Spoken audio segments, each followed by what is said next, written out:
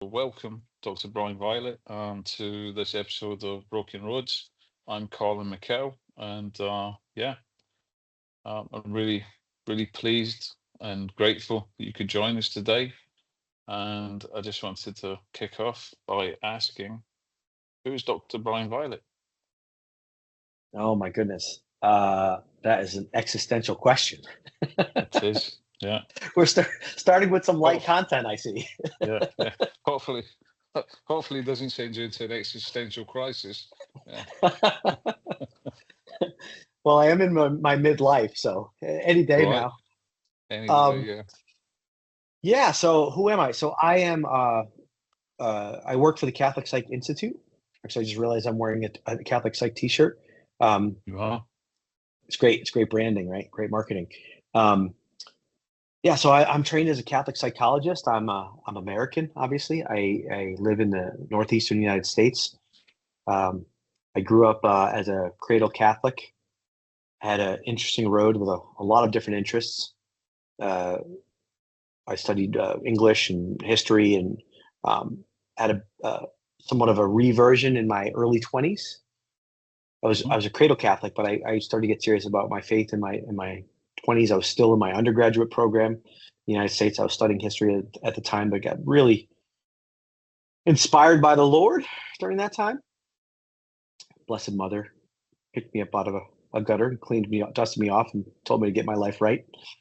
And I started to take serious my life and my studies and my personal development. And then I decided to study some theology. I studied moral theology for a bit, and then realized that I wasn't going to make any money on a theologian salary. I wanted to have a family, and so I started to explore my gifts. And I heard about a program, very unique graduate program that integrates psychology and faith um, uh, in Northern Virginia, in the United States. Program's called the Institute for the Psychological Sciences, or it was. Now it's changed. It's expanded. Now it's Divine Mercy University. And that's where I went there and learned how to integrate spirituality and psychology. I got my doctorate um, and did a few years in internship. Was out in Colorado beneath the Rocky Mountains. It was beautiful, but I'm more of an ocean guy than a mountain guy. Mhm. I got married along the way, and decided I wanted to raise kids and didn't know how to do that really. So I went back to see my family, my Italian American family in the Northeast. And then I met Dr. Greg Bottaro, who's the founder of the Catholic Psych Institute. Actually, I didn't meet him. I knew him from my graduate program, but I needed a postdoc, and he was looking for a postdoc. So we kind of linked back up in Connecticut, where I live now. And then I've been part of the growth of Catholic Psych, what he founded since then. And yeah, now I'm a bit all over the place within the world of Catholic Psych. I deliver mentorship. We have our unique model, integrated daily dialogic mentorship. So I deliver that with face-to-face direct care. I'm a supervisor, so a training director. I train people in our model through our CP MAP program. I'm chief of staff, so the non-clinical side of things, I'm in charge of personnel. Uh, yeah, generally speaking, I manage personnel within Catholic Psych, and yeah, just living the life, raising three kids, feeling good Mm, about things. great. What is moral theology? Moral theology is it's assessing action, the moral action, rather than like the self. It's determining. Well, I mean, I only did 1 year in a master's program. I left to start my psychology program. So, I mean, there are particular electives and concentrations. So you get the broad, like you'll take a course in like dogmatic theology, but like what I was focusing on was moral theology. It's like what's the moral quality of an action? Like what's the objective value? What are the circumstances which affect like the objective dimension to it? And then what is the intentions? All of those need to be good in order to make an act good. But the ends don't justify the means. Sometimes you can have a good action, but if you have the wrong intentions, like it's not a good act, right? Or it could be an immoral act objectively, but you could have good intentions, and it's still an immoral act. And then, like in terms of moral culpability, which God alone judges the heart, um, that's when like kind of like circumstances factor into it as well. So it's, as a teenage boy that's masturbating or something like that, right? Like his intentions might be good, his intentions might not be good, but either way, like there's a lot of testosterone floating around the system when you're an adolescent boy. You have sex on your mind every 6 seconds. Maybe he wasn't formed well in a Catholic understanding of sexuality and the human person. Like, these are all mitigating circumstances which affect moral culpability, which we can just speak to about it like an act, not that we judge the person. So obviously this lines up well with psychology, because one of the factors which can influence or mitigate responsibility and culpability for acts is our psychological circumstances. So yeah, it all plays in together. So I found it helpful as just some foundational understanding, which helped my later work in psychology. Excellent. So when you were a small boy, did you think that what you're doing today is what you would be doing? No, I thought I was going to play in the NBA. I thought I was going to be a professional basketball player. Okay. Didn't happen. And are you a basketball player?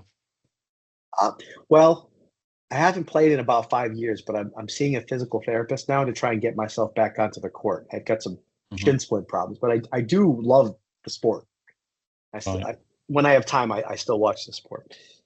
Yeah, no, psychology. I think I was, so my brother's schizophrenic, and so I was exposed to psychological issues when I was very young. So I had a sensitivity to it. I think there's a psychological bent within my family system, and whatever the details of like my family and our dynamics were like that. I was kind of built for it, but then I believe that I was trained to be a clinician like from age 3, when you're starting to think about how other people are functioning and how to relate to them. But I think I never really wanted to go into psychology, because I think that the experience with my brother was so difficult. It was traumatic for all of us. And even when I was in my graduate program and we started to get to some more of the severe psychopathology with psychosis and such like that, I was surprised by it. I wasn't my concept of working with people was like just kind of giving advice, being that the happy uncle, not doing deep psychological work, until I got in there and I was like, oh, this is what I'm training to do. And so I had to wrestle with the tension of that, because it brought up some of my own history and my own trauma. And then eventually I saw that God was calling me to do that, to serve people in that way. So in some sense, I was being prepared to do what I do since I was a boy, but I didn't consciously know it. Yeah. Yeah, I wonder if there is any children out there that says, I want to grow up and be a psychologist or a psychotherapist or anything like that. Yeah, I doubt very much there is. I think basketball players, firemen, policemen, nurses, doctors. Yeah. Priests, nuns. Yeah. So tell us about the Catholic Sinner Show. So that's your own podcast. Yes, I actually, I had a vision for it. I actually haven't worked on it in some time because of all these demands of my other responsibilities. But the vision for it was, I wanted to have essentially a place of inter-religious or ecumenical dialogue. I think people within the Catholic faith can be very insular, and there can be a fear of the world. And my experience in living a pretty secular life until I was in my mid-20s is that God is present everywhere, and in all cases and in all people. And some of my closest friends to this day aren't living a Catholic life and a Catholic lifestyle, but I certainly see the natural virtue in them, and I just see their dignity and beauty as a human person. So it's not a criteria for me to be in a relationship with someone that they have to be Catholic. And so I wanted to create an opportunity to sort of reach across the aisle and connect with people of different faiths and creeds. But I thought, well, there's a couple ways to do that. First of all, I just wanted to hear about their lives and who they are, because I think each person is so fascinating. Every person is a universe unto themselves. Everyone is actually really interesting. And then there's kind of like a middle section of the Catholic Sinner Show where we did talk about psychology and faith, and it was when I was doing it more regularly, I had someone that was like revealed to me that they were atheists in the middle of the shows. It made for a good podcast. And then I also have a deep love for art, Mm-hmm. and I think there is a theology of making that exists by way we experience God's love, God's creative power, the Father. People have interesting concepts and projections onto God the Father, something like our own fathers. It's like the psychology of like how do we experience him? But I don't think it's talked about enough how he is creator. That's his like how he reveals himself to us, the Father as creator. And so we actually can experience him via the Holy Spirit by creating ourselves Mm-hmm. and consuming other people's creation too. And so I like to produce and consume art. And for the idea for this show, the manifestation for this show was to talk about films and how even people's own psychology and their own projection go into why that film is important to them. Like why they're interested in that. Like why does it resonate with them? Why might this person never cry, but they only cry when they see that movie? Like what is happening in that art that pulls from their goes underneath their conscious mind into their unconscious and pulls out deeper truths about who they are. So I was hoping to connect with people in that way too. Mm. Can you give us some examples of that? Can you remember some of the guests that you had on? Well, Yeah, that's a great question. Yes, I was speaking to he was a professor, one of my former professors, and he was talking about a film involving the death of a spouse, and his spouse had died, and he hadn't really made the connection as to why that film was so important to him. And his wife had died 10 years, 15 years before that. And so it had been some time, and he'd had some distance from that, and his grief had obviously evolved. And he was able to articulate. This was Dr. Pacolic on the show, if anyone interested in discovering it. But he was interested in how his grief had evolved, and that movie was more important to him earlier in life. And he had since sort of like remarried and moved on from it. But there were pieces of himself that still clung to that, and were working things out in the grief and death of his wife, like just by even being interested in certain aspects of the film. So the film as a whole, but certain parts of the film were resonating with different parts of him and where he was now relative to where he was when he first saw the film. And so, yeah, that was one example that comes to my mind for sure. Yeah, it is a good question. What is it that stirs within us when we weren't aware of it before? What's been kind of rustled up from the waters Yeah. of the kind of the depths of who we are. Yeah. What sort of art what art resonates with you? Architecture, Mm. building. I love landscaped gardens. I like mega structures. There's something about I love churches, cathedrals. I love things that are steeped in history. Where I just imagine being kind of all of the kind of the people whispering and the lives and the people that have passed through, the stories it can tell. Yeah. And I like biblical art, and I like the great masters as well. And those are just so powerful, so profound, so deep. And music and poetry. I was talking in an earlier podcast. I can't remember the book. It was one. I don't know how I came to have it, and I don't. It was not given to me. Somehow it was there. It was an ex-library book. I don't know actually if it was stolen from a library, but I was reading it.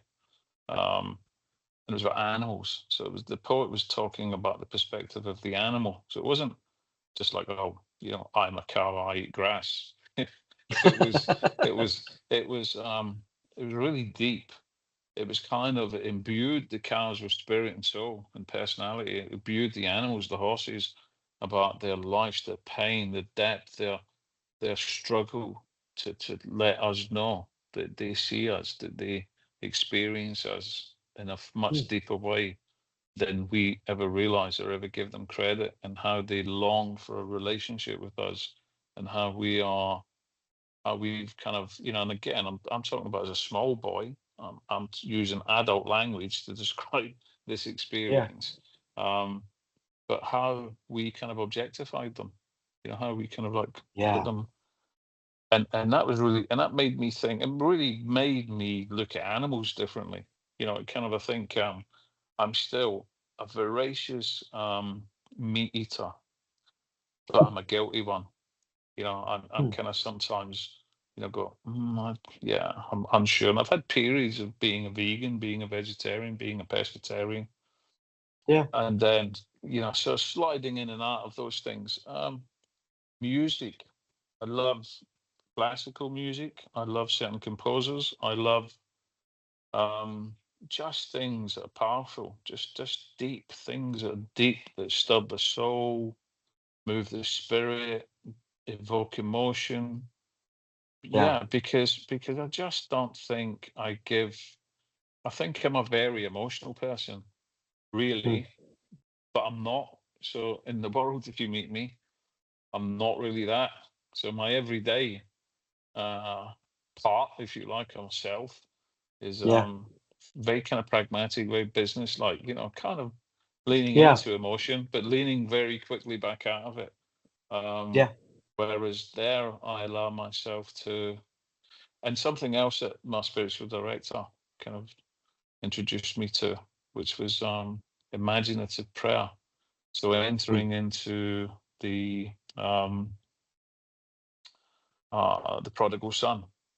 So imagining the arms of the father. I'm the prodigal son, or I'm the Yeah. father. I'm receiving the prodigal son, or I'm the brother who's The envy his brother. son. Yeah. Yeah. Yeah. And also entering into the crucifixion and the resurrection, into Yeah. stories throughout the New and the Old Testament. And it's so powerful to kind of position myself and to try to imagine what Jesus was like, how he spoke, what it was like to be in his presence, what it was like to be in the busyness of the place. I went on a pilgrimage before the trouble in Palestine broke out. I was there about a year before, Yeah. and went with the Catholic Church. Went on a pilgrimage. We went into you know where the Church of the Nativity is, and visited all the usual places that pilgrimages would go to. And then I caught COVID and was separated, and ended up staying 3 weeks longer than I'd intended to. And just incredible.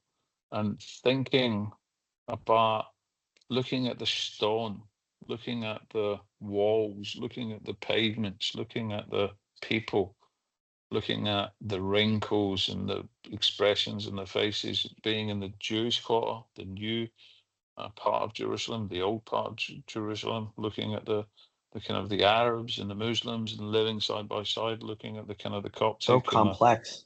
Oh, so so complex. complex, yeah, yeah, and so beautiful, so rich, and so and yeah, and places where we visited, and I was there with my wife, and we just spent a lot of time just in silence, just being there, and it was just such a treat, and so contrary to how I usually live and how I usually am. So yeah, I think definitely art and in general creation, because part of what I do, we're a building company. We build things, we build services. I work with investors and investment, as well as building clinical programs and support We're, programs. So we're doing it right now. We're literally creating right now. we are This creating, is yeah, con. absolutely. This is Uh, content. this is art, yeah, yeah. Yeah, so yeah, it's amazing, and I have a kind of an odd, not an odd story, but I suppose a powerful story in my book about art. I had a I believe, as a child, I discovered that I had an innate and natural quality for art, for the actual, um, and I was working with pastels. I was working with charcoal, and Hmm. yeah, and then something happened that stopped, and I never ever returned to it. I never ever went back to it. Mm. But I was always a doodler. I was always a drawer. I was always somebody who, and somebody who would just stop and look at stuff. Even today, I'm in Italy. I'm in my home in Italy at the moment, and outside we've been building a prayer garden, and we've Yeah. got underneath one of our olive trees, which is like over 100 years old, and it's just so powerful. Just these little, and looking at an old olive tree is incredible. I just stare at it and just look at it, and I just like, it's got so many shapes and shadows and tones and shades, and I just think, yeah, it's been here longer than I've been on the planet. What's it seen? What's it experienced? It's been through the wars, you Yeah. know, probably witnessed the Germans as they kind of came through this region. Yeah, just so many things. The Great Depression, the So it rise sounds of like art draws out like your sense of history, I think. Sounds like. sense of history, my sense of wonder, my sense of amazement, my sense of beauty, sense of tenderness, sense of connection, the sense of awe. Yeah, That's yeah, cool. yeah. So tell us about the Catholic Psych Institute and what it does. Yeah. So Catholic Psych, I mean, we strive to. So in my program, my graduate program that Dr. Greg also went through at Divine Mercy University, it was very our training there was very conceptual, and we had just world class scholars in the philosophical anthropology and theology, and really elite clinicians on the other side. And so the whole point of the program is integration. That's like the buzzword over there, integration between these two obviously connected fields of knowledge. Uh, but the process of integration felt a bit disjointed as we were going through it. It was a newer program, and really the students became the product of integration. And so Dr. Greg and myself, and hearing both sides coming through, like we lived it, and there was really a gap in the practical application of integration. So okay, you may know that these particular facets of a Catholic anthropology, but what does that mean when you're sitting across from someone? What do you do? How does it translate? You know, and so that was part of the inspiration uh, behind the development of the Catholic Psych Institute. And we have felt that the care that we provide that integrates faith and clinical work, which we've seen a lot of success in. Um, well, there's not enough of it in the world, first of all. I think people are Mm, longing for it. People, Catholics especially, but Christians, want a place where they can trust, where they can go. And a lot of times, the field of mental health, which is driven largely by secular principles nowadays, especially, and particular agendas, isn't it's not trustworthy for people. So this idea that, like, one of our taglines is like psychology you can trust. We want to mm, find a place where people can have an opening for their spirituality as they're working on their emotional struggles or their relationship issues or distortions in their mm, thinking or whatever it is. Like, how does God factor into that? And so that's how it began. But then eventually it evolved because of the success that we've seen into the idea that, like, well, we need to train other people to do what we do. And we also developed a different model, like growing from what we've learned in traditional psychotherapy to this different model delivery of care called mentorship, integrated daily dialogic mentorship. And we essentially train the model, but the methodology is through mentorship. So the model itself is, I mean, it's sort of like conceptual. It's based on the Catholic anthropology um, that St. John Paul II promulgated, developed and promulgated. It's based on personalism, essentially. And so we look at which areas of psychology are consistent or inconsistent with personalism. and then we do the integration, and then through our training we help apply that to people through our model of mentorship. Yeah. And is it also that it's not just the secular models are different, but that they're not effective. They're not doing or not delivering what they saying that they deliver largely. Yeah. Oftentimes, like, they're not saying what they deliver. I think that now we're going to get into my opinions here. So whether or not, like, I don't want to be an official representative of Catholic Psych with the things I'm about to say. This is Dr. Bryan speaking. Okay. N plus Um, one, yeah. yeah. N equals Uh, one, yeah.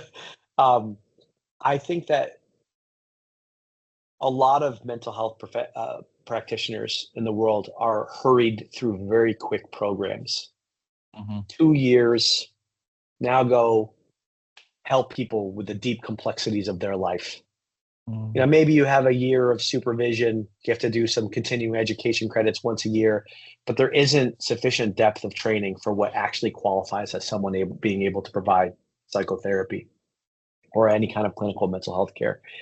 And, you know, we just offer more depth than that. I mean, even within this psychological space of what we are looking at from like what is a secular theory, like we're using more complex ones. We're not like CBT to say it is certainly effective, and there's a place for cognitive behavioral therapy and things like that, sort of axis one interventions, but oftentimes those fall short. They don't look at deep relational histories, psychodynamic elements, trauma, right? All the obstacles that prevent you from just changing how you think, which will affect how you feel. Like it's not as simple Mm. as all that.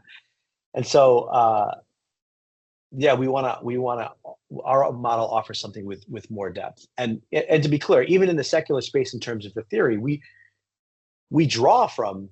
This is very much in the tradition of John Paul II. We draw from theories that are sound, but we take what is good and we leave behind what is not so good. So, Mm. take for example, internal family systems.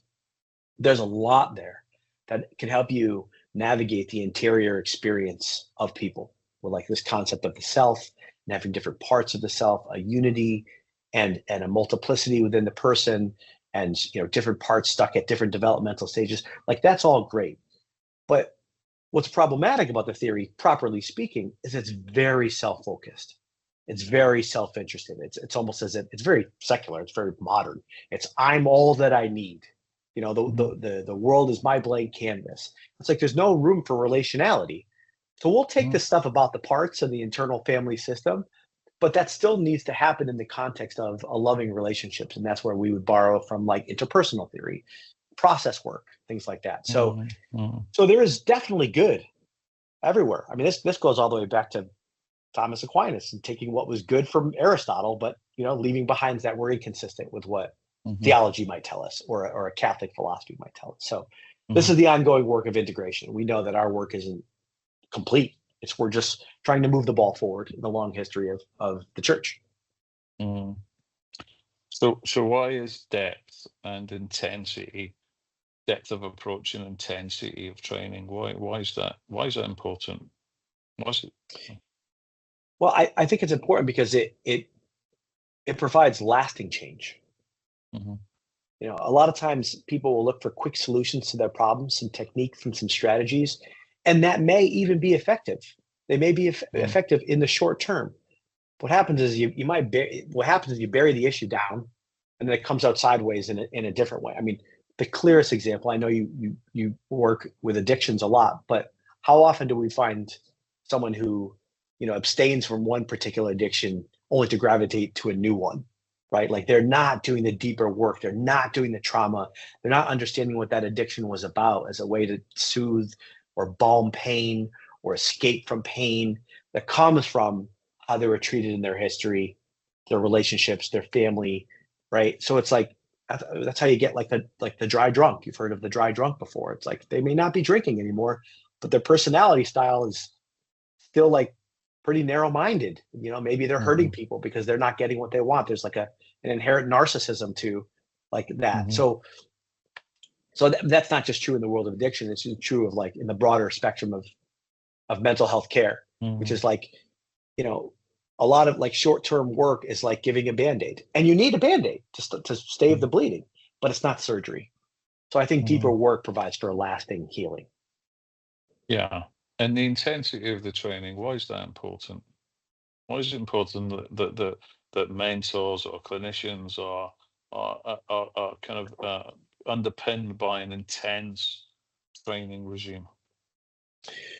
Yeah, well, I can answer that a bunch of different ways. Number one is because if you have a heart for this work, you want to help as many people as possible. So to create clinicians that can go forth and help people with a high quality of quick care, that's primary. In terms of ongoing training, we're incomplete projects, all of us. None of us are done, right? Until we're with our Lord and He's purified us perfectly. Like we're gonna be a mess a bit in this life. There's concupiscence, there's original sin, we have a spirit of conversion at Catholic Psych. We always talk about interior conversion, that's psychological and spiritual. So in that space, we like once you work through one part of yourself, there's another part waiting for you. And who you are, we believe that who you are affects your clinical work. You cannot be divorced. There's not just these abstract techniques which could help someone get better. Like you show up in the clinical space. And so you have to continually work on yourself to increase your capacity to love, to grow more in self, to increase your freedom so that you get out of your own way, so that you can manifest God's love in a particular expression that is needed by the person you're helping. Because like God is love, that's a pretty big statement. God is love. But the manifestation of love can be unique based on like the psychological experiences of each person. So if I'm rigid in my personality and I may not be patient enough, or I may be too directive, or I may be, that might work with some people, but not work with everyone. So how can I like really increase my own flexibility to meet people with the love that they need? Like that's the aim of clinical work, of clinical supervision, ongoing clinical training and supervision. Yeah, no, makes sense. Um, I was also thinking about addiction as well. So going back to people who kind of experience addiction and thinking about the how people perhaps moving through addiction. I mean, we use terms such as relapse. I'm not trying to create new terms or say that those terms are not valid. I'm just saying what the term is, what it's called. Right. But perhaps it can also be looked at, even within the context you're talking about, perhaps, is that people are reaching new depths of where they're stuck and where Yeah. things are not moving on, or where they're not healing from, or where they're not because that stuff's complex, it's painful, it's entrenched, it's so that whole thing about we're incomplete, and is it so much about this getting to an end where people are whole and happy and complete, or getting to an end where they are aware and I'm going to use words here that are broad sweeping, but I can't think of any better words, and if you can help me, then I'd be grateful for that. But kind of aware that they're in process, and actually the aim isn't perfection, the aim isn't total completeness, the aim isn't total healing. The aim is understanding who you are and your limitations, and also your strengths, and and finding perhaps some peace with that, and finding some rest with that, and also understanding that struggle is part of what it means to be human. 100%. Yeah, I think that's what I meant by the spirit of conversion. It's like Yeah. it's almost like becoming like comfortable with being uncomfortable. Like Hmm. be like to that expect and fall in love with the process of becoming, Hmm. rather than, yeah, like you said, like perfectionism, we never achieve it. So if this is our state in life, the state of becoming, to accept that, be at peace with it, love it, cherish it, I think that facilitates compassion when we fall short, when we relapse. I mean, excuse me. Excuse me 1 second. From our previous conversations, I think you're doing really innovative work in the space of addictions. I did some like addictions work when I first graduated from my program. But one thing I think a practitioner should agree with is that compassion is like needs to be the default position. If you think of an Mm, addictive cycle, right, and someone relapses, and then it just creates this despair after a relapse, after someone returns to the addiction, like that just fuels things around. And like one of the ways to break that cycle is like, let's understand it. Let's not criticize you for it. Like, let's see it mm, as a part of your journey. mm, Let's almost destigmatize the relapse. mm, mm. Yeah, I think that's really important. I think that's an important way of looking at it. I also think perhaps it shines a light towards certain models, perhaps if they're promoting this idea of cure or of completeness, um, because they're kind of offering up a false narrative that then will only be met with disappointment and frustration and a sense that the person themselves have failed, rather than they're an incomplete project like all of us are, and that rather that they are beginning to engage in a different way in relationship with themselves and with other people, and that the journey is, and it is that is a journey. It's a journey into um, discovering who they are, discovering, you know, how they, how the parts of them respond to things in the world and to relationships, and also as well how perhaps um, there needs to be self-compassion. There needs to be that that understanding. And I think you was going back to your moral theology, this whole thing about culpability.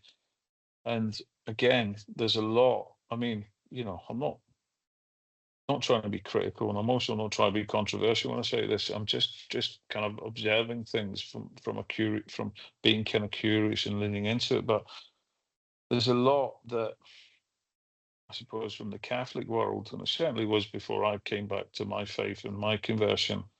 I would have looked at Catholicism as just being critical, just telling me I was going to hell. That's all I heard. I only Yeah. heard I'm Oh, going to hell, and that's a, and I'm like and I'm like, it's not well, send me. pastoral. It's not a really good advertisement, and the same as Yeah. we can, with compassion, we can hear, for example, yeah, we're born, we're made for greatness and we will suffer, and it's part of life. We can hear that with compassion, but what if it's taken away? The compassion is pushed to one side, and we're told you're a sinner and you're going to suffer. It's just like, Yeah. where's the buy-in? Oh, Where do you find a foothold there? yeah. Yeah. A couple things come to my mind. The first is that yeah, I think even within the Catholic space, people have this idea that you're not going to transform unless you're suffering. Mhm. And it's like, well, is that how a good father loves their child? Sometimes, sometimes you might not like that you have to clean your room, and I'm going to make sure you clean your room, right? But other Mhm. times, I give you strawberry ice cream just because I want to see the delight on your face, on your face. Like that is the spiritual life. Like sometimes God just delights in giving us things. Like these are periods of consolation. Being Catholic you don't have to just be in sackcloth and ashes and be miserable and Mhm. suffering all the time. There needs to be a blend. But the other thing that came to my mind as you were talking about, uh, like being comfortable with the process of becoming, I'm reminded of something in your book which I loved, and something that I often talk about is Christ and why he came, and how he doesn't. Sometimes he does, but he doesn't just take our suffering away. Mhm. Boom, done, completed, perfect. Like no, he sits with us in it, and it's he suffers with us. That's why he's here, Mhm. to suffer with us. He enters into that process of becoming. I mean, Absolutely. that has got to be the model for clinical work, Mhm. and the model for just general accompaniment with people that we love in our personal lives. not trying to Yeah. fix them, not having an expectation of perfection. It's like, let me just be with you, presence. Mm.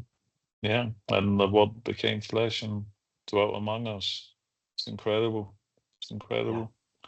Yeah, for sure. So tell me more about IDDM and why it's different from the other approaches out there. Yeah. I have to get my kind of like my marketing hat on here for a second. I wasn't prepared for that question.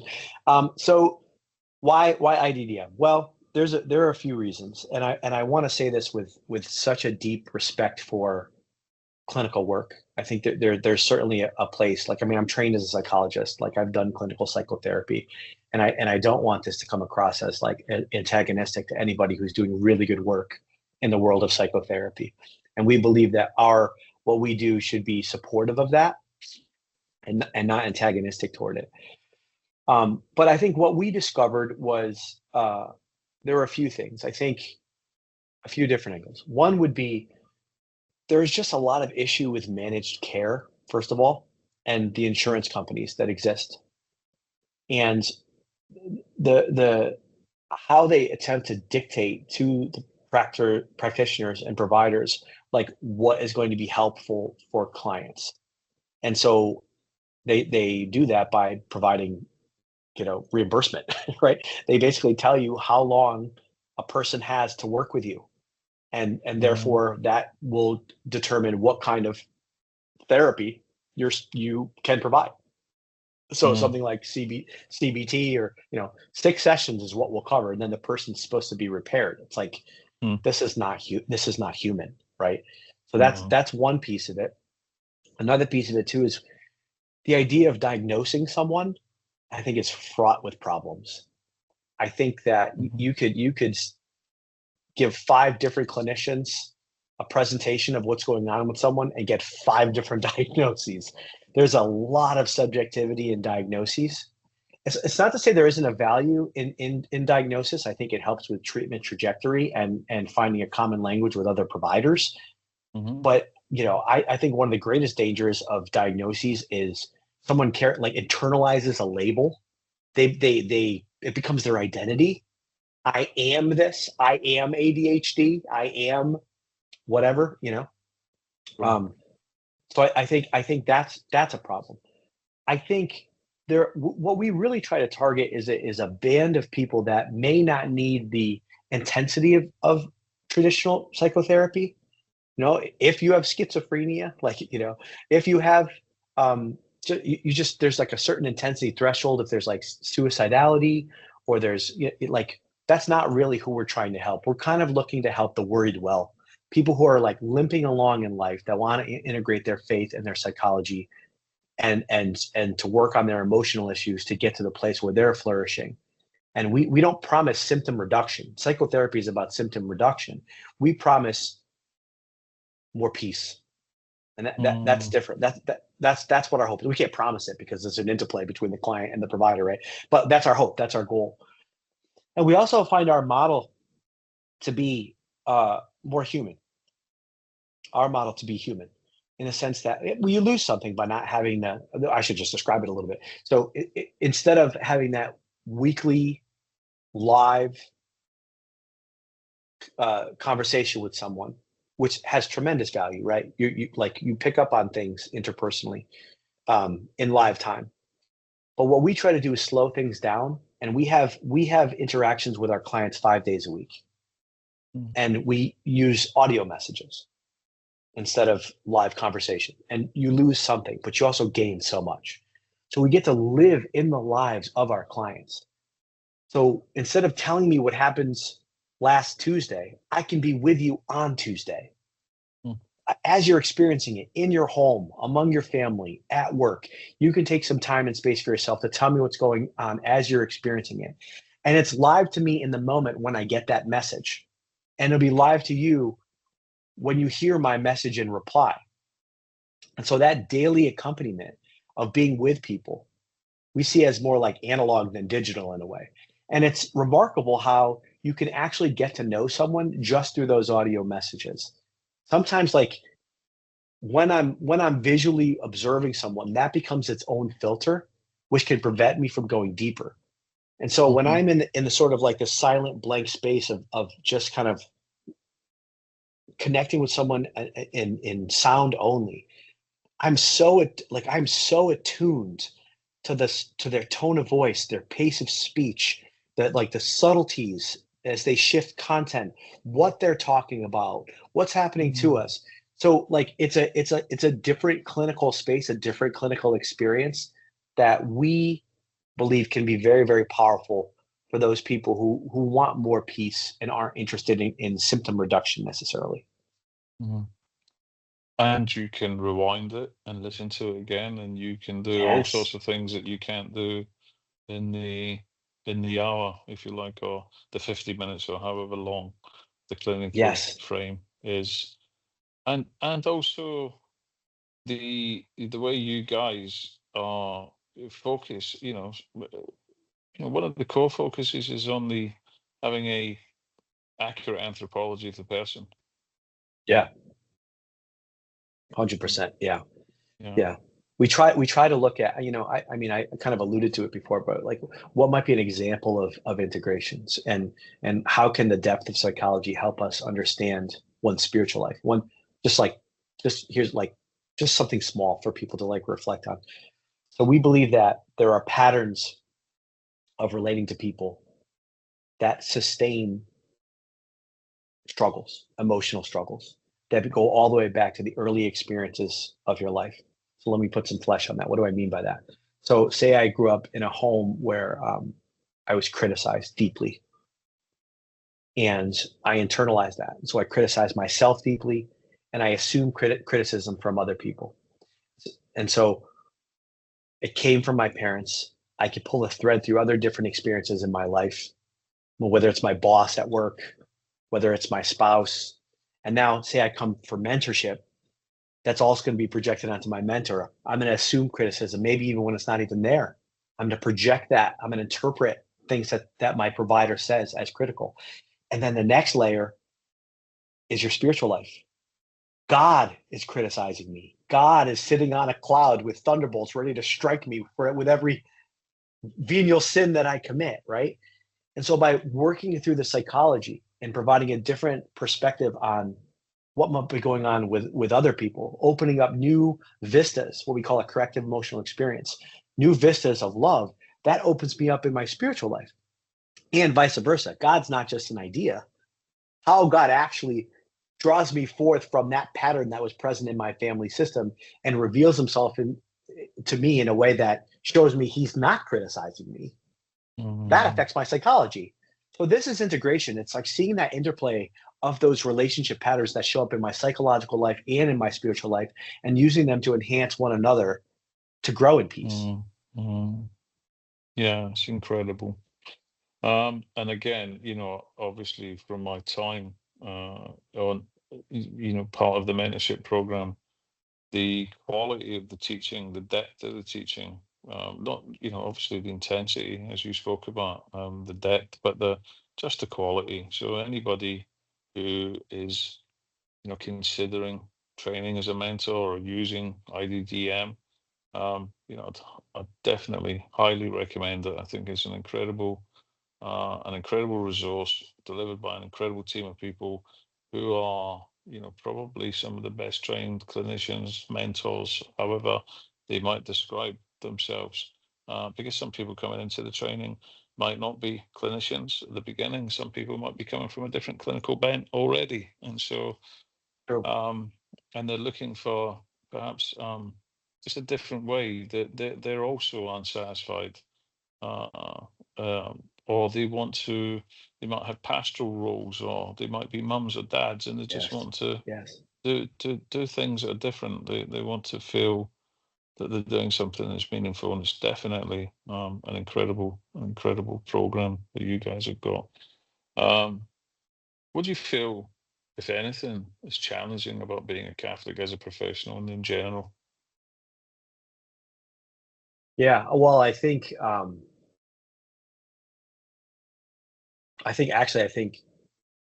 moments like this can be challenging as a Catholic professional, in that we're often just rejected by the world.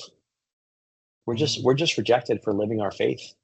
And to stand boldly and proclaim what you believe is often met with sharp criticism and rejection. So that's difficult. So, I mean, even what we're trying to do in a professional space is very unique. And working in a clinical space and under licensed practice, and I remember just having to write a therapy note and say something like, help the client abstain from unwanted compulsive behaviors which conflict with their personal values. Or now I can say, pornography is eating at this person's soul and it's affecting how they view all their relationships, right? It's like, so, but like just to say that, I would be outright rejected in a professional community. I can't say those things with that amount of freedom. So it's true in our personal lives, it's true in our professional lives. I think integration can have a lot of different people try to integrate themselves, even if there's not a professional company that's providing that. But like in your own life, people try integrate, and sometimes that can get wonky, right? So people might find scripture, a section of scripture, and use it to justify some of their psychopathology, right? And like untangling that can be really, really messy because people's faith is so important to them and they have their ideas of what the church may teach. But like we may see that like that's not exactly, here's an example. Someone might say like, well, Christ said, be perfect as your heavenly Father is perfect. And that's why I should have obsessive compulsive personality defenses or like strive for perfection all the time. And it's like, well, how do you help the person see like that's not what is meant by being perfect? Like there's so much wonky stuff out there of like bibliotherapy and misinterpreted scriptural exegesis to apply to people's psychology, and getting in there with people can be messy. And I guess that's also, I suppose, a nod towards the over spiritualization of psychological problems that can happen as well. Yes. Or under. Or under spirit, under spirit. Yeah. So in your version where somebody's kind of trapped in mortal sin, scripture teaches us, right, our very souls are at risk. And yes. and I suppose one way of looking at it is you could over spiritualize it, become anxious, think that it's incumbent upon you as another Christian to avoid this person's descent into hell, right, and then make a real pig's ear of it. And then as a clinician, if you're in the secular world, you're kind of deeply conflicted because you can't name it for what it is. It can't be given a name, and it can't be given the context that it needs to be given. And then I suppose in terms of the approach that you guys bring, it's more about the compassion first. It's the understanding. It's what does it mean for you to be doing something that could separate you from God for all of eternity? It's not that first. That's not the opening gambit, but it's the compassion. It's like what's going on. And then, so it's important because the optic that somebody brings to something isn't just this kind of reading it in the here and now. It's the historicity of a person's experiences. And so it does get complex. It can get confusing. Yeah. And I think also taking it to the next level, it's very Western of us, very Aristotelian of us to even make a distinction between psychology and spirituality, right? There's never any psychological experience that doesn't have a spiritual dimension to it, and vice versa. It's like inside the self, it's all one thing. So you think about spiritual warfare, like the temptation is to just blame the evil one for your psychological problems, or the other problem is to say that he's not actually affecting you or isn't trying to make your psychology worse or make your psychological wounds fester. And so this is a tricky business too in our work, is to sift through and account for the spiritual and the psychological simultaneously. Yeah, I mean, that's a really good point. Because all of the whole of us, we are a whole. I mean, we talk about the parts, but we are a whole. Yes. And so all of us, soul, spirit, body, is being affected by who we are, what we're doing, our relationships, the way that we see ourselves, and the kind of, yeah, because it's not just a mind doing something over here, and then a body having a reaction over there, and then a Right. spirit disconnected over there. Yeah, yeah, We've never had a thought that's without a feeling. We talk no, about thoughts and feelings, but it's experienced as one reality. yeah, but it is important to acknowledge that some of that language has been distorted over time, or it's kind of spread away from its original source, and it's taken on new meaning, new distortions. Those distortions have taken on distortions, and and I suppose the tricky thing about narrative in of itself, storytelling, and the thing, and the narrative that goes beside stuff, is that depending on who delivers it, it can sound so convincing, especially stuff that makes sense. You go, that makes sense, but it might actually have no validity whatsoever when you break it down and you look at it and you go, oh, sounded like it made sense at the time, but actually it doesn't Yeah. make any sense. So Yeah. that is important. It's an important indictment on psychology as well. I think that's a really important position there. Oh, yeah. Kind of Yeah. brings a sharp contrast as well.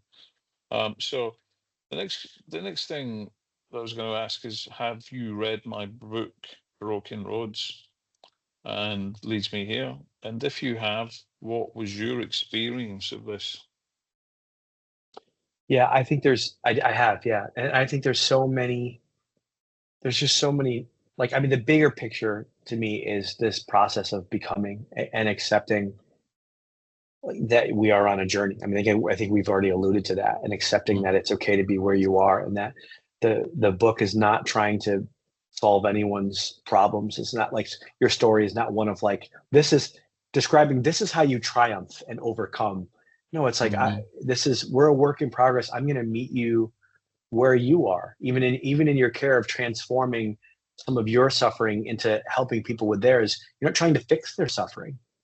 You're mhm, entering, just like we said about Christ, you're just entering into it with them, holding up a mirror, being with them, and that in and of itself provides a consolation.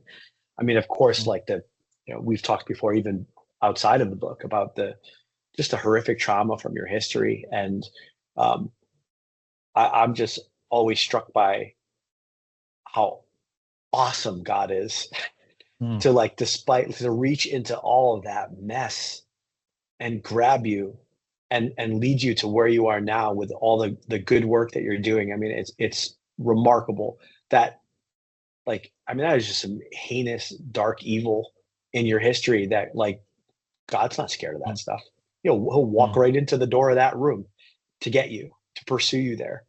And you, to your credit, of course, responded to that love. And we talk about in the spiritual life, like God, like sometimes God allows us to come right up to the pit, but mm, sometimes we're leaning over looking into the pit. That's what I was struck by with your book. Is like, you saw it. I mean, you saw some really dark things, and it all made internal logical sense that you ended up where you were in prison, mhm, and suicide thoughts and things like that. And, uh, but like, God reached into that trajectory, into that what made internal logical sense, and said, "Nope, we're going a different mm, way. You're coming with me." And this is what I mm, meant. This is kind of what I was saying before about how God enters into our family system and doesn't do the same thing. mm, He breaks the pattern. He gives us a corrective experience and brings us outside of it. He leads us from it. He's not mhm, just a relational template. And so, I mm, mean, the underlying structure of your book is something that I would, like, full force promote and agree mm, to, and would want everyone mm, to reflect on and adhere to. mm. Do you think there's a book for everyone, or do you think there's particular people who should read the book? That's a great question. I never thought about it before you asked, but it kind of reminds me of the C.S. Lewis book, A Grief Observed. Have you read that before? Hmm. Yeah, Yeah, and it's like, about his wife. Yeah. yeah, I wouldn't want to pick up that book right now. No. But I'm so glad I read that book when I was in a dark place. Mm. And I think in many ways your book is for people who are in a dark place right now. I think it's like a drop of water in the desert. You know, it's in when you're in the darkness, it's a light shining through. And it's like when someone's going through it, I think Mm. it's because there's different sections of your book and sections of your story that are difficult difficult to listen to, that are painful for other people to even enter into that space with you as you Mm. describe it. And I Mm. don't I think if someone's there, they're like it's so validating that someone else can is experiencing what Mm. I'm experiencing, you know. And it doesn't have to be as severe as what you went through, but when someone's in a difficult place, when they're in a rut, they're struggling with someone, I think there's tremendous psychological and spiritual value. Mm. I mean, it's interesting that you say that. I was talking to another psychologist who said that they wouldn't give it to clients they're working with because it would seem like it was a slap in the face. It was almost to say to some Mm. of them that you think that you're going through a hard time, have a read of this person, but he would give it to other Uh, professionals and he would give it to supervisees. And he would suggest that they, and I just thought that that was an interesting take. And also, so much didn't, there's about 6 books worth in my folders on my computer that didn't yeah. make it in there. There was a lot of, because I had to remember that once I embarked on the journey and I was working with somebody to write the book, and once I went on that journey, um, there was no backing out. It was one of those, the only way was forward. So it was kind of, it was Mount Everest, and before you knew it, you were at this camp and you couldn't get back down. The only way down was up. And and then I had to think about my children. I had to think about my reputation. I had to think about people Yeah. who had never known that part of Colin, had never known those experiences. Um, and so many, if not 99% of my colleagues didn't know I had addiction issues, or that I had gone to prison, or Yeah. and definitely most people didn't know that I'd been through the experiences that I went through. And my other struggle was that, yes, I didn't show um I wasn't giving people answers. I wasn't saying that. All I was saying is that we suffer and we can get through, and Christ can redeem us. And even when we feel far away from Christ, Christ is closest to us.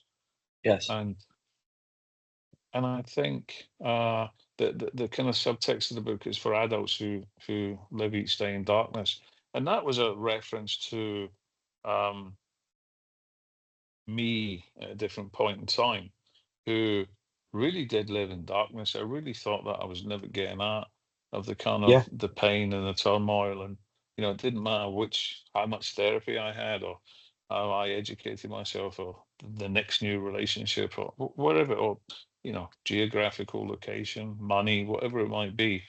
Everything was an attempt to repair myself, and I seemed irreparable. It seemed that there was nothing that was ever going to.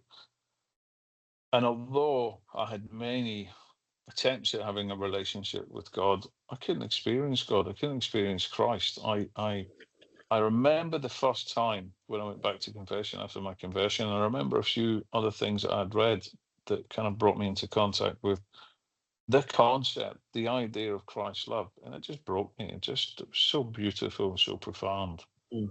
And I thought, Yeah. there is not a love that exists in this world like that. And then for me to feel that I was profoundly undeserving of just human love, like, but then there was this Christ love which was beyond that. And not only, Yeah. it wasn't a matter of I'm not deserving. It's like, yeah, you're not deserving, but I love you. You've got this love is yours. I give this love to you. It's a um gift. the gift, yeah. Yeah, it's incredible. So yeah, it's an interesting point. And I often kind of thought, who am I writing it for? And I thought, I'm writing it for me, of course. I'm writing it for the world. I think there's the part in there where where I'm talking to the world. I'm giving my dressing down, if you like, to the world, and I'm kind of saying, if we're going to do good, then let's do good. Let's not talk about doing good, you know, because the time for talking seems like it's. I'm not talking about therapy, but the time for talking is kind of over. It's time for doing. It's time for action. It's time that we did something, and unless we do something, um, in the world, it's challenging, and it's an indictment as well to child protection services. Back in the UK, how either they did spot what was going on and they did nothing, or they didn't spot what was going on, and therefore, why not? Why were they so blind to what was going on? And yeah, but it's interesting just to gather people's thoughts and to gather what people Yeah. made of it. And I didn't want it to be misery I, literature. no, I, well, I would push back on what that psychologist said. I don't know if this is a friend of yours or who this person is, but like, I think that is an interpretation. I mean, he's essentially saying that it's like invalidating of other people's experience because you're sharing your own.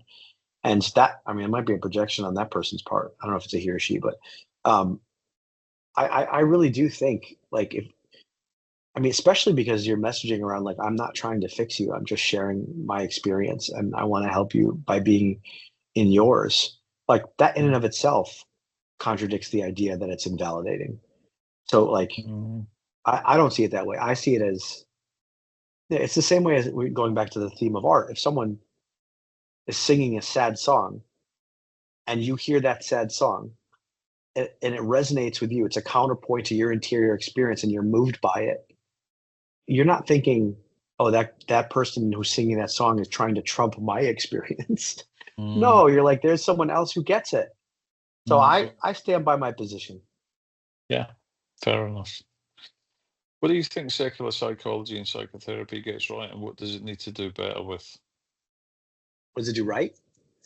Yeah. I think it, yeah, I mean, I think it does. I mean, I think it provides a lot of really sound theory. I mean, I Mm, think even in its efforts to just provide evidence-based treatment and have rigorous scientific analysis of what's effective and what isn't. I think that's we don't want to throw the baby out with the bathwater. That's a good methodology. I think that's really important. I think people generally enter the field for good reasons. They're well intentioned. They want to help people. I think that's very mm, good. And honestly, in a clinical context, that goes a long way.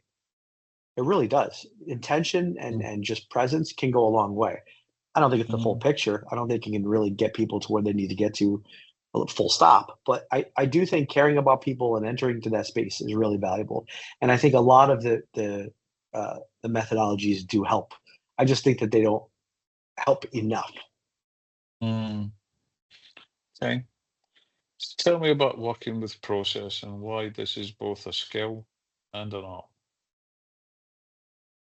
Yeah, process is it's even difficult to describe what it means.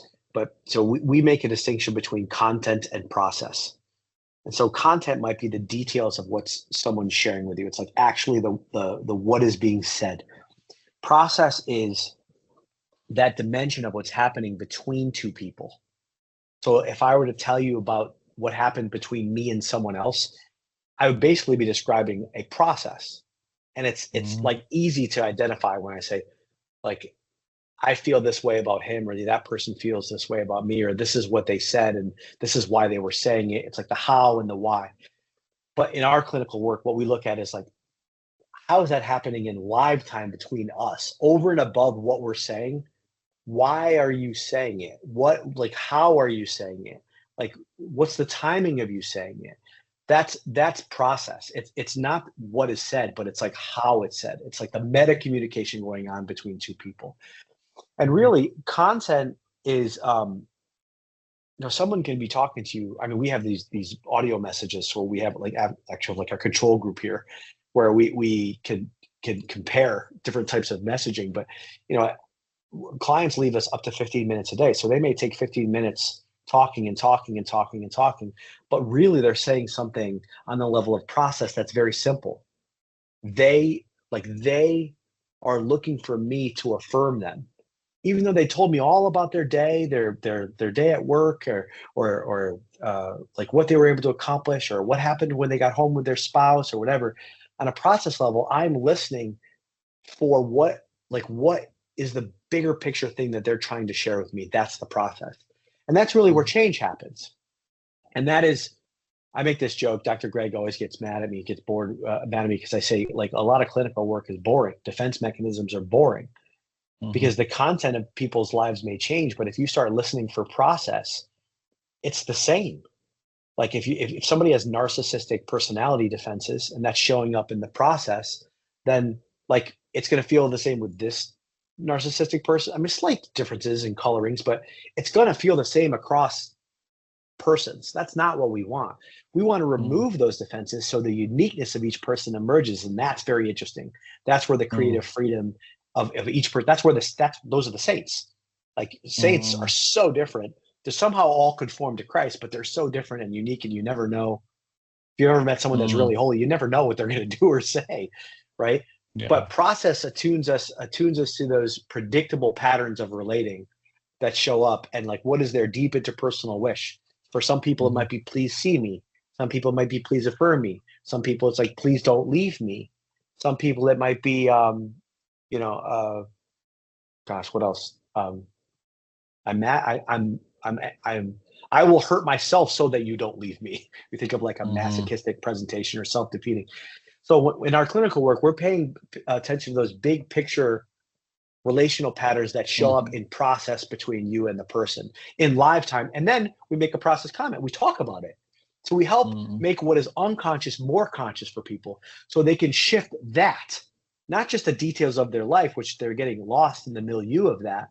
It's like, what are the big tectonic plates? What are the big changes that can happen which create lasting change? And that's what happens at a process level. Yeah. You can see why it's difficult to describe. Yeah. It is. Yeah. Because it's invisible in a way. Yeah, it's not something you can point to. Content, you can there's a tangibility about content, but process it's invisible. It's you're identifying a pattern of relating that's showing up between two people. And in live time, it's even harder because you're part of that process. And a real skill to notice it, to pay attention to it, and I suppose a real art to enter into it and to work with it. Yeah, so maybe we could even talk about process right now as an example between you and I. So there's on a process level, you're the host. So you're asking me questions and I'm responding. So in a certain sense, you're leading the discussion and I'm following. That's the process of what's happening between us. There might be more nuanced process. I know that there are people listening to this. I maybe speaking differently to you right now than I would if we weren't recording. So that's affecting the process going on. Maybe I'm aware, and so I might be saying things a certain way, or might feel a pressure to sound intelligent or represent the brand well. I might have some angst over that. I might not have comfort. That's my process, right? I know about we have our own personal history. How is that playing out between us? That's the process level, which is invisible. Unless we call attention to it and we're aware of it, we become aware of it, and then we're able to articulate it. Yeah, makes sense. What do you think is your ultimate concerns for today's world? To me, it's very simple. I think people just believe that they need to earn love. I think it all comes down to people believing they need to earn love, and that comes from implicit messages in their history. Even in the best of parental situations, it's accidentally communicated to children about if you're good looking enough, if you're rich enough, if you're smart enough, if you do X, Y, and Z, and people really struggle. And I think this isn't just today. I think this is a historical issue. It's learning how to have the sense that we are loved just for existing. I think that's the parent's primary job, is to communicate, I love you because you're here and it's good for me to be with you. And anything that communicates something outside of that is what causes so much psychological damage and rupture and pathology. And, even if I want things, like if I'm guiding you or directing you, know that it's not for me. I want things to go well for you. But that doesn't touch the idea that I just love you, even if things don't go well for you. Right. And I think that's a very difficult thing for people to capture in their hearts. And it's what I see most commonly in my clinical work, in my personal life. And I think all the problems of the world, the war, politics, multiple wars, politics, social media, what's happened with Hollywood in the United States, all of it is an effort to earn love. And we just can't earn love. Yeah, it's a profound position, really, to hold. And I suppose, I was talking in another podcast where we kind of said that all we need is love. We kind of say that a bit tongue in cheek, but it's true. And in this context, you're saying all we need to know is that we can't earn love. We are already loved for who we are, not what we have, or Yeah. or what we look like, or. Yeah, and I think at first that might be difficult to grasp if you struggle with that yourself, but it's a small step from there to realize there are people that you love no matter what they do. Right? Like think of someone you just know that you love, and then imagine them doing something terrible. Would that stop you from loving them? No. It would hurt you because you love them. But the thread of love between you and them is not cut based on what they do. It's an eternal God, because God's love is eternal. It's like it's an eternal connection between us. And like if you start to think about that, then it makes it possible for other people to feel the same way about you, right? Like you can experience what it's like to be on the giving end of that. So therefore, the receiving end is possible. Yeah, yeah, I agree. So, what is your interest with Star Wars and other fantasy genres? I just love them. I think there's I think this goes back to our ideas about art and how they can sometimes be a bit of a Trojan horse to get us into our own psychology. And for Star Wars in particular, for me as a child, that was my first expanse into the spiritual life. Right? I remember just being floored by the idea of characters that they're playing checkers while the rest of us were, excuse me, they're playing chess while the rest of us were playing checkers. It's like not like as a young boy with testosterone and power and strength and fighting and like all those kind of like archetypal masculine like draws that we have, and then you have characters in Star Wars that enter into a spiritual space that's like, no, there's another battle that's beyond this physical battle. And Yoda can be small and the greatest of warriors and small and choose not to fight. Obi-Wan let himself be killed. A lot of the teaching is a lot of the wisdom of the Force about like that we're more than this crude matter, more than the material world. Like that really opened things up. That was seminal for me in terms of being opened up to the spiritual life. And I think that carries through things like Tolkien for me. And the Trojan horse piece, I mean, that's more explicitly Catholic, where it's like he's even said like this is a Catholic book. And if you have eyes to see it, you will see deep Catholic truths in that work. And if you don't have eyes to see it, it's just a cool fantasy story. But like there are eternal archetypal truths that are present that in some ways are projections of our psychology, our psychology, but in other senses, like God meeting us by giving us these eternal truths. There's a reason why there's only so many stories that keep getting reskinned and retold in certain ways. So I think it's a way. I think it's like you think about what my podcast was interested in. It's like if someone's not ready for the fullness of truth of Jesus Christ being your savior, it's like a stepping stone towards that. It's in stories discovering Christ's love, if not understanding that it's explicitly Christ. And so I think fantasy is a way to escape and make deep truths accessible for people who are not ready yet, myself included. So I think we need an update. I think we need a new story, a new intellectual property that Mm-hmm. will and draw people in and invite them into spiritual truths in a way that might be hidden Mm-hmm. and concealed Mm. at first. That becomes like an epic story that can resonate with people and draw them into deeper Mm. spiritual truths. Yeah, I agree. And as you were saying that, I was thinking about the Lord of the Rings. I was also thinking about how these stories are perhaps more, I was going to say relatable, but at least they invite us in a different way. We get invited into the narrative, and Yeah. how the parts of us, like parts of myself, that react powerfully, that's moved to tears, or is moved to kind of a deep place of compassion when I see self-sacrifice in there, when I see people lay their lives down, when I see bravery and courage in the face of all adversity. There's something beautiful, and I believe we're moved because we know it's true. We see those things, and there's a truth about that that's objectively true. It's not manufactured from the narrative. It's the action that's fulfilled that communicates the truth to us. It's seeing it in that way. And I think it is a good way. I think that is a good way of introducing people to the transcendental truth of Yes. their own eternal spirit, and that Christ is our savior. Yeah. And Christ himself is the model for that. He teaches in Hmm. parables. He teaches through story. Hmm. And so I think storytelling, I mean, he it's like the ultimate blessing of Christ. Hmm. Christ fully reveals man to himself, like that we receive through storytelling.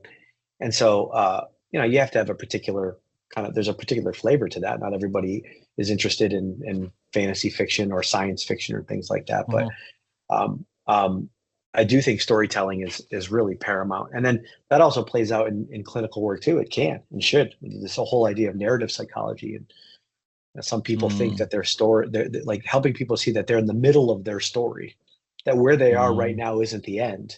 Just like any mm, respective character in the story can't see the end of the story, but they're experiencing it mm, now. We may know from the outside that everything's going to work out, but we are mm. characters in our own story. And so there can be a real kind of like contextualizing one's life by thinking of it in Yeah, narrative terms. yeah. No, I can see that. It's a really powerful way, and it's helped me to understand why you connect those things together, why they're important, and yeah, why they're profound as well.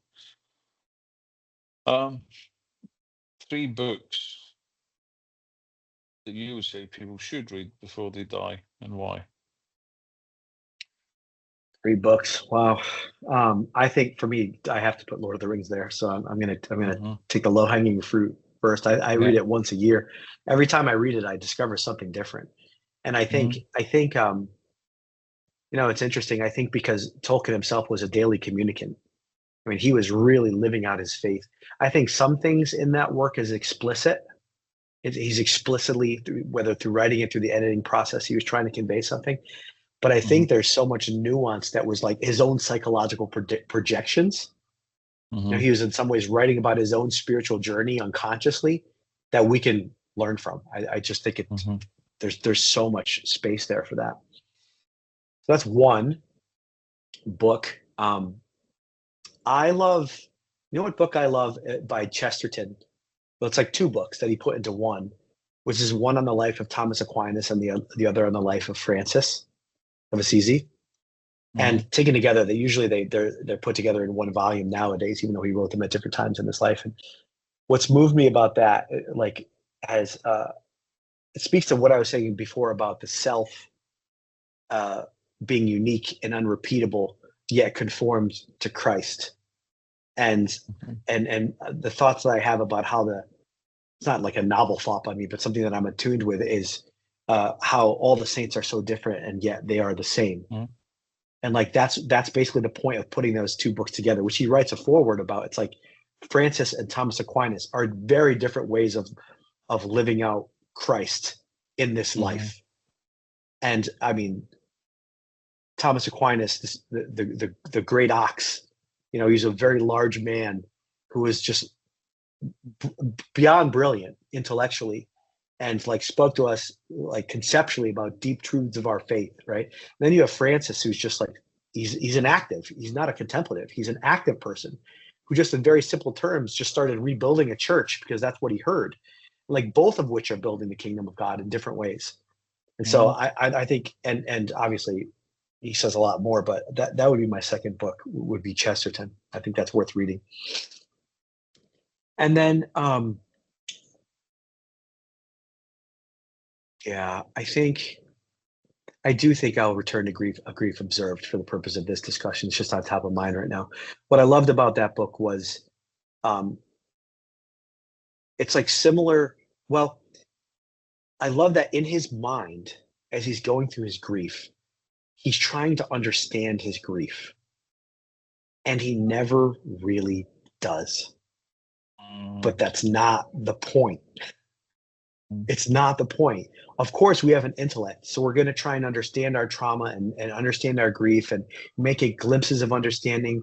But over time, the pain just lifts. Life goes on.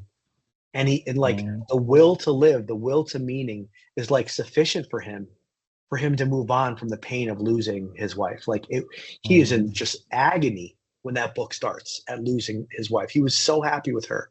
And it made no sense. And he was trying to discover the meaning in his trauma. But he never, like, in the broadest sense, like, it's all part of God's plan for us. But, like, he never closes the loop on so many of his questions. He never gets answers, but he just keeps living. The sun keeps coming up every day, and there's hope which carries through it. And I think oftentimes we don't get the answers, clear answers to the tragedies and traumas of our life. And yet we still keep marching on with hope. So, yeah, that would be my third book. Yeah, no, well, it's a very powerful book, and I think he doesn't stop asking the questions, and he enters into those questions as if the question itself is the important thing, asking those questions. And I think even as we ask questions, as we undoubtedly do, and I have, and we all do, there's more whys. There's always more whys. Even if we do find, what we would term as an answer, there's another way. Yeah, I mean, in the same way, like sin is like the butterfly effect. We might commit a sin, and it might affect someone in China, right? Like so, it's like when God's activity resounds, it's like the epicenter of so much grace, which will continue. Like he draws, like things are terrible, and then he draws good from it. The good resounds throughout our whole life. Well, there'll be new whys, there'll be new consolations, new meaning, and not only, but it's also not limited to this life.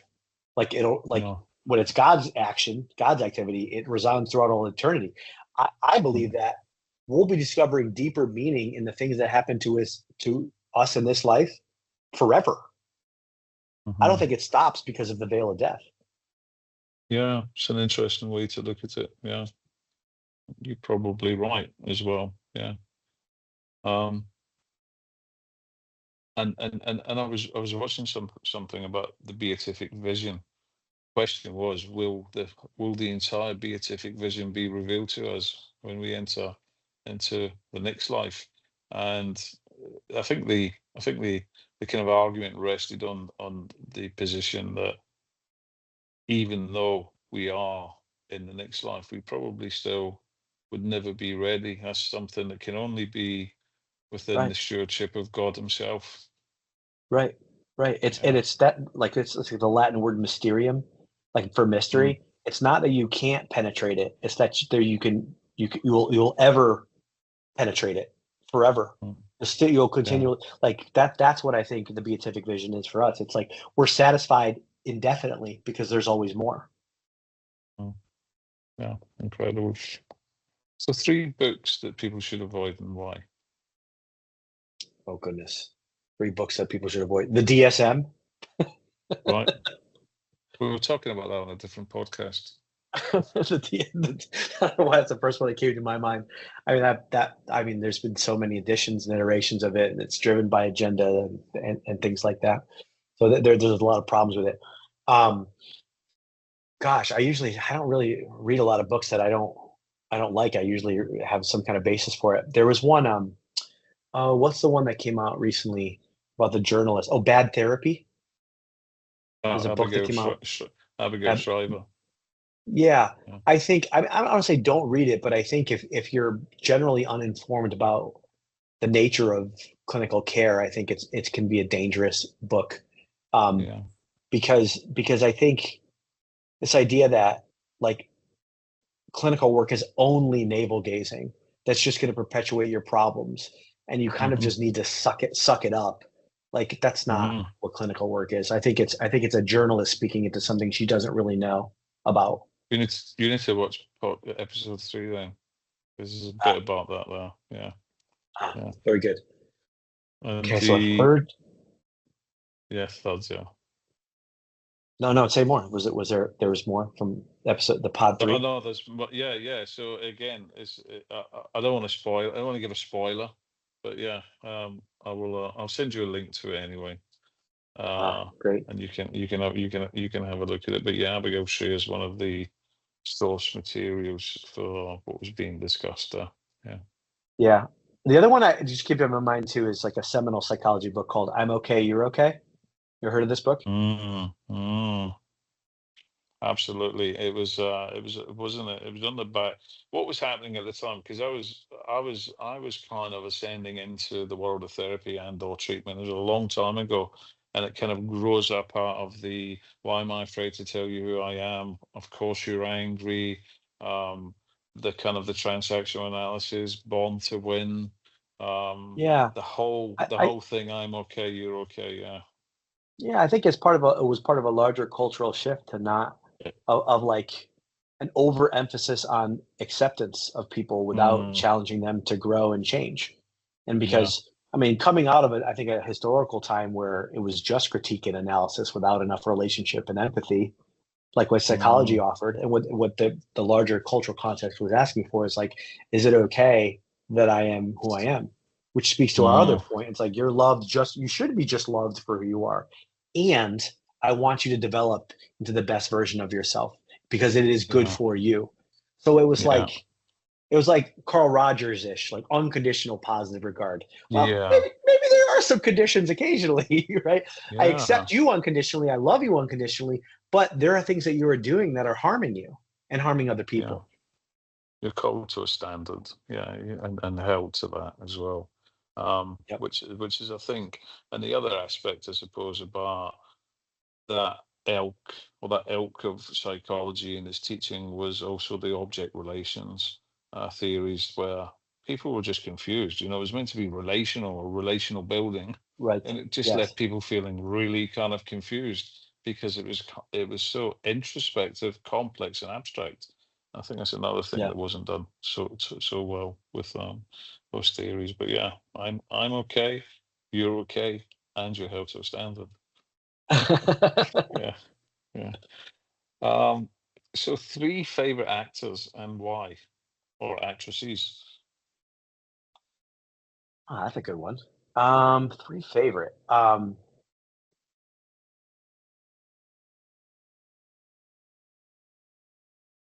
Yeah, I tend to lean toward character actors more than Hmm. lead actors.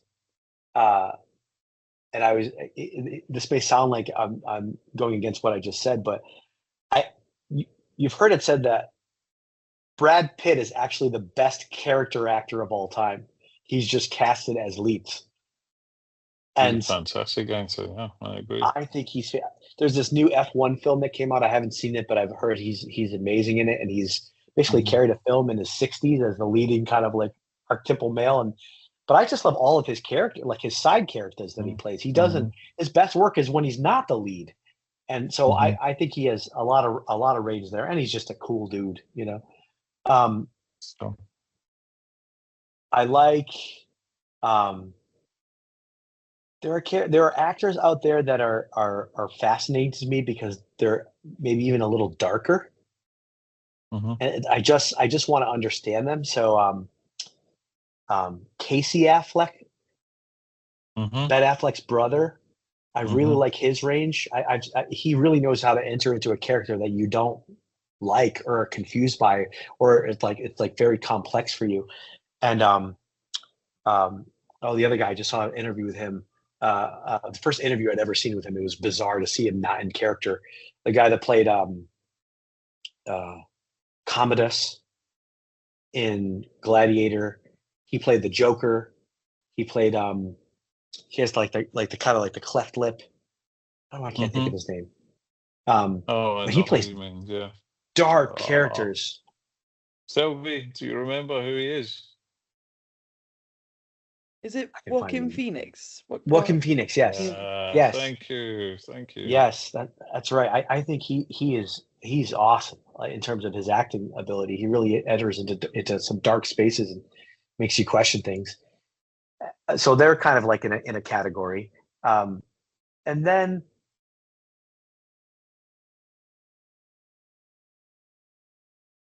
you know, I don't know why I don't want to say this answer because it feels really cliched, but my part won't let me not say it. Tom Hanks. I just think Tom Hanks is just so magnetic and charismatic and engaging, and he has the ability to. My criteria for a good actor is someone that makes you forget that they're acting. And as many films as Tom Hanks has been in, I forget that it's Tom Hanks. That's how good of an actor he is. And so, yeah, I just think that he just calls for so much attention when he's on screen. So, yeah, I'd put him up there. Absolutely. Well, you're the second person to name him today. So, yeah, he's Thanks. popular for sure. 3 favorite musicians, bands, or composers, and why? Yeah, there's a famous banjo player by the name of Bela Fleck. And I play the banjo, play the 5-string banjo myself. And I've been inspired by Bela and he's been in various projects. His main band is the Flecktones, but he holds the record for the most Grammys in the most different categories.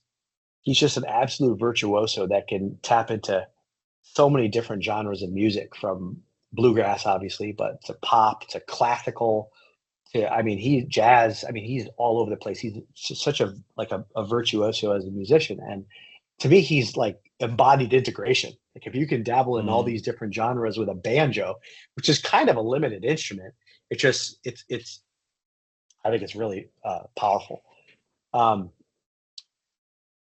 Other musicians, I haven't seen his documentary yet, but I watched the interview. I think Bono is such a cultural impact, and I think he really brings himself. He's a true artist that brings himself to everything he does, and musically, I'm moved by Bono. And let's see, a third musician. Tough,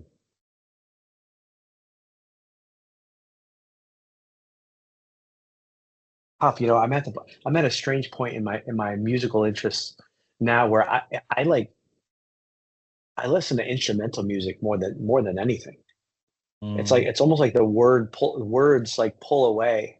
It's like the music draws your emotions out more so than when you're listening to like verbal expression. Like that puts a frame around it when someone's saying something, whereas it's a bit more open-ended musically.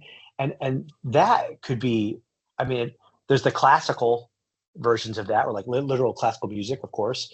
And then there's things like jazz, but I actually listen to a lot of like instrumental hip hop, right? Or instrumental electronic music. I've been getting into, or like who's the oh gosh, Daft Punk. You ever heard of Daft Punk? Yeah.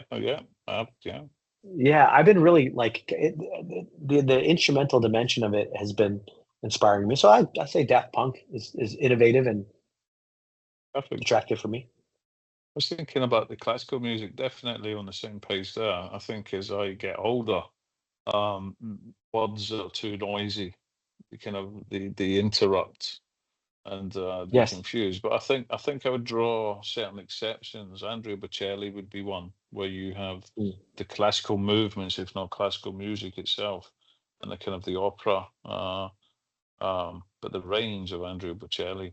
And I think it's one of those things about, because he's blind, he has enhanced those other Yeah. aspects of his range, such as his voice, and he's just, when he, I mean, it's said, it can be a bit cliche, I suppose, but when he sings and sings into the tones and into the narrative of what he's delivering, he really means it. You're kind of there. You're like really living it. It's really, really powerful, I'd say. So Yeah. that's the one. He Yeah, enters in. Yeah. yeah. It's really powerful. Yeah. I should say one So more thing. There's a go for it. musician that I like, strong storytellers. Hmm. Going back to the theme of storytellers. So whether it's Paul Simon or Sting Yeah. or Harry Chapin, way back, I used to listen to Hmm. Harry Chapin from the, Hmm. he's passed away, he's deceased now, but Dylan, I love the Dylan movie. Like, Hmm. like the real kind of like creative, like songwriter, storyteller types, I'm attracted to also. Yeah. No, they are powerful and meaningful and impactful. Yeah. Not just a tune and a Yeah. melody. Yeah. Yeah, for sure. Um, So you're on personal desert island, right? So just a few. Let me just shape it. So it's your desert island, shaped for you, made for you.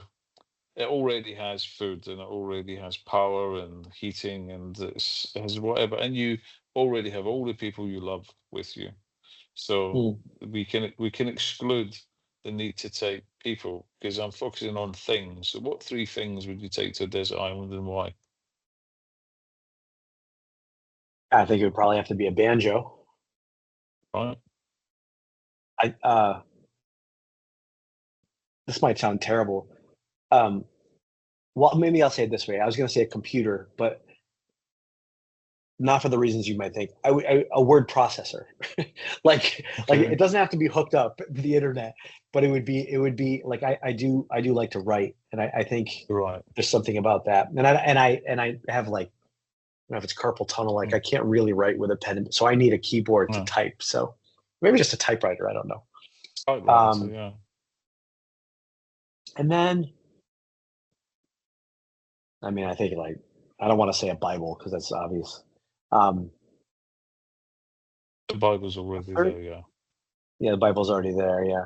Uh, Well, I think the most reduced form of a game would be a deck of cards. But I think there is Hmm. something about bonding with people around that thing, especially male bonding. Male Hmm. bonding isn't always just you and I. It's not you and I. It should be that Hmm. 10% of the time, right? That I Hmm. thou dynamic, right? But you and I bond over it. That's Hmm. that's that's typical. I learn about you based on what you tell me about that thing. Hmm. And so I think having some kind of activity like that, I think a deck of cards might create a lot of space for leisure. Yeah.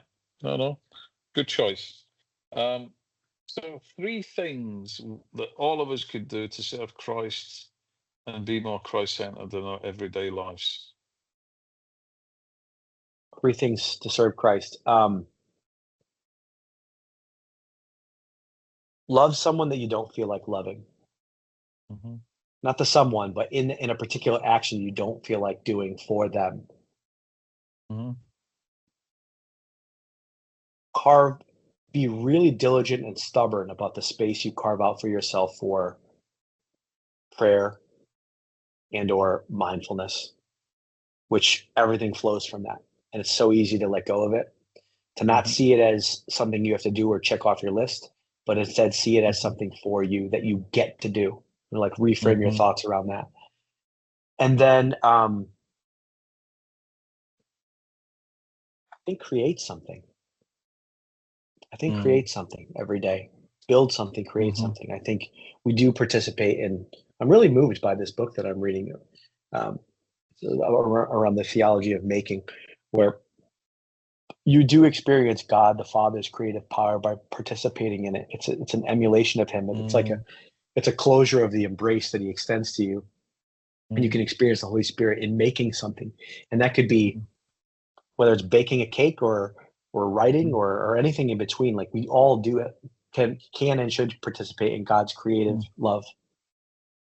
And I guess it's where we can get lost and we experience what they call flow, right? We can experience flow, which I think is God's love. Yes. It's really where we just kind of fall into his embrace. And It's mindfulness. It's not yeah. being caught up in time and space. You're actually entering into an eternal moment. Mm, yeah. Is there anything that you want to ask me? Yeah, I'm always interested in your your vision. You know, how do you situate this podcast in your larger vision for how you want to be in this world and what you want to contribute to this world? Mm, And I know you have so many different projects and so many different things that you're mm. managing, but like what it like if maybe I'll put it this way, like if we could distill all of it into a few words, like what is driving it and then what grows from that vision. I suppose connecting the disconnected and unifying that as a diverse but solitary voice that's for the good of this world. And that shows up in many different ways. Hmm. That's like Colin's mission statement. It's awesome. So, is there anything else, or any suggestions or takeaways for me or for anyone watching? Yeah, I mean, well, those are two different things, right? um, I think just in general, in general, I mean, just discover ways to be where you are.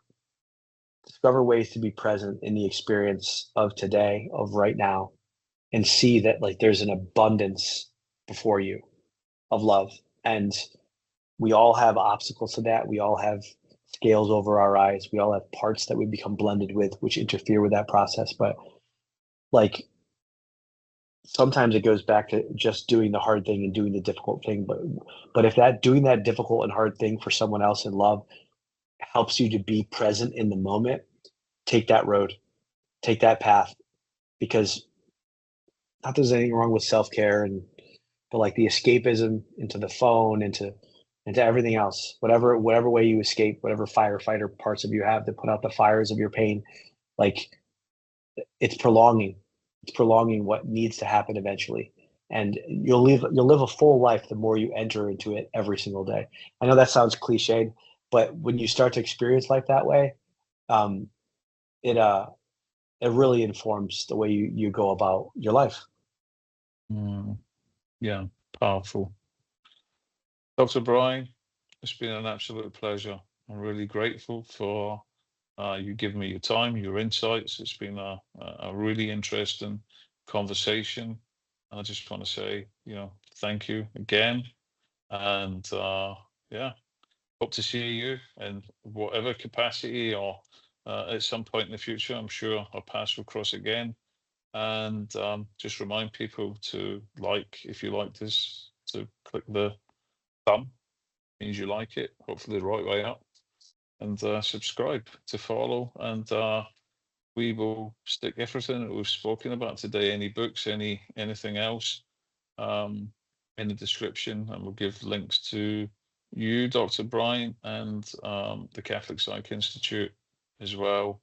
And again, just re-emphasize how groundbreaking, how unique, and how profound the work that's going on there. And so, if you're a professional who has a bent towards, if you're a Catholic professional, or you're a mum or dad, or you're interested in helping other people and reaching into other people's struggles, and you want to do that in an integrated way from within a Catholic perspective and understand the true anthropology of the person, and you want to be taught by some of the best people in the world in a deep and kind of nourishing and challenging and yet very rewarding way, then get in touch with the Catholic Psych Institute. And if you are somebody who's struggling with issues that you feel alone with, or that you don't think traditional therapy or psychology services have been helping you with, get in touch with Catholic Psych to see what services they can offer you as well. Thank you so much for inviting me on. I felt honored that you asked, and always love and blessings towards you and your family and your work. And likewise. Okay. Thanks so much, Dr. Bryan. Have a good weekend. Thanks. You too. Bye.